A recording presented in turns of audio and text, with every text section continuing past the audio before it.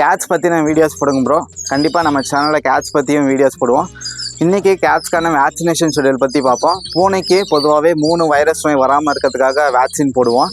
என்னென்ன வைரஸ் நோய் அப்படின்னு பார்த்தோம்னா ஃபெலைன் கால்சி வைரஸ், ஃபெலைன் ரைனோட்ரக்கேட்டிஸ், ஃபெலைன் பேன்லியூகோபீனியா, அதாவது சுருக்கமாக சிஆர்பி வேக்சின் அப்படின்னு சொல்லுவாங்க. இது எப்போ ஸ்டார்ட் பண்ணணும் அப்படின்னு பார்த்தோம்னா பூனைக்குட்டி பிறந்ததுலேருந்து 60வது நாளில் ஃபஸ்ட்டு வேக்சின் போடணும். சிஆர்பியோட ஃபஸ்ட்டு வேக்சின்.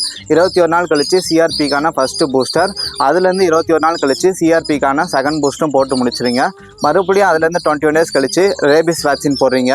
மறுபடியும் அதுலேருந்து 21 டேஸ் கழித்து ரேபிஸ்க்கான ஃபஸ்ட்டு பூஸ்ட்டும் போடுறீங்க. ஸோ டோட்டலாக 5 வேக்சின் போடுறீங்க. இதெல்லாம் போட்டு முடிச்சதுக்கப்புறம் நீங்கள் ஆனுவலி வருஷத்துக்கு ஒரே முறை ஒரே டைம்லேயே ஆன்டி ரேபிஸ் வேக்சினும் இந்த சிஆர்பின்னு சொல்லக்கூடிய வைரஸ் வேக்சினும் வந்துட்டு நீங்கள் ஒட்டுக்காக போட்டுக்கலாம்.